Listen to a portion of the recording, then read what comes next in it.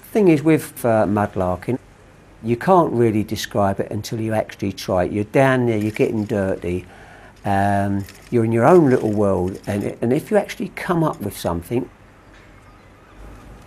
there's no feeling like it.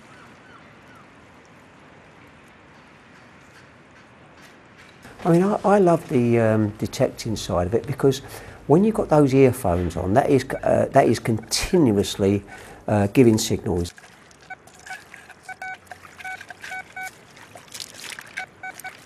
I've put a lot of time into it, a lot of effort, and it's a buzz when you can actually go get all these signals, and they're going did all the time, and you go dip, that's the one.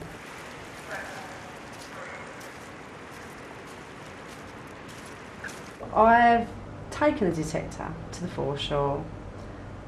I've tried it, but I find using my eyes only far better for me.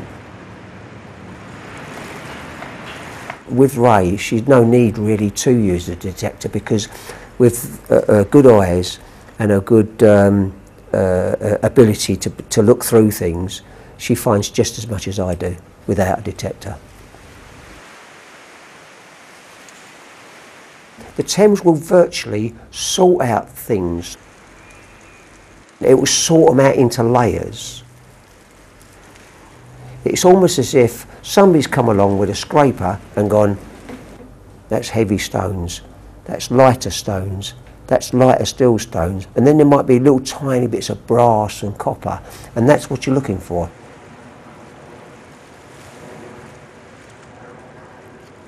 You're looking for places which are virtually going bald, if you know what I mean.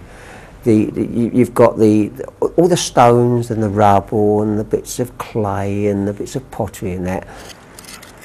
Then all of a sudden you'll find a bit that's just brown mud. When you've got that exposed mud, it'll just be like a suction. A coin will stick on there, providing it's gone flat. It will stick on there, and it just won't move unless the actual wave get underneath it. And most of the time it won't. It'll just roll over it. Then with that clayey mud, is no air in it. If you actually get a signal and there's something below that mud, chances are that is going to be exactly the same as when it went into that mud 300, 400, 500 years ago. Tin coins to me are just the best, just absolutely the best, because there's such a risk. There's not going to be anything left of them once they're exposed to the air. This is actually a radiate, basically a forgery, but done 260 to 295 AD. It's just nice to know that I found an original forgery, if you like, from all that time ago. So I'm quite proud of that. Each establishment could be a leather maker, a candlestick maker. They brought out their own small change, and this is virtually what it was. It was a token to the value of halfpenny, which in 1666, which this one is, was an awful lot of money. It's just lovely. It's not something you can make a profit out of, except up here and down here. That's where you're going to make, well, it's your treasure. It might be worth nothing to anybody else, but it's your treasure, and nobody can ever take that away from you. It's just fantastic. And if a museum is interested and they want it, and you donate it, great. I'm a curator at the Museum of London, and I've been here for nearly 10 years now, and so I've been working with Mudlarks since I got here, really, helping to identify their objects and acquiring their objects into the collection.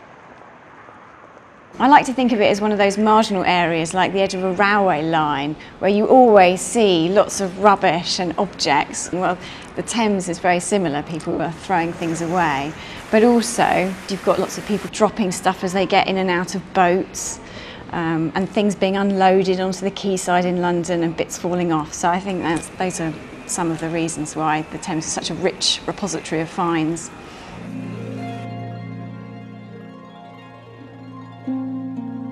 One of the most important kind of elements of history that's been revealed by the Mudlarks is the story of medieval childhood, because one of the objects that Mudlarks have found are these little pewter toys that date, all the way back to medieval times. In the 1960s, it was quite common for historians to believe that there was no such thing as a childhood in medieval times, that because infant mortality was so high, people didn't really love their children as much and didn't invest time and money in things like toys. But all these finds of toys from the foreshore have proved that that's wrong.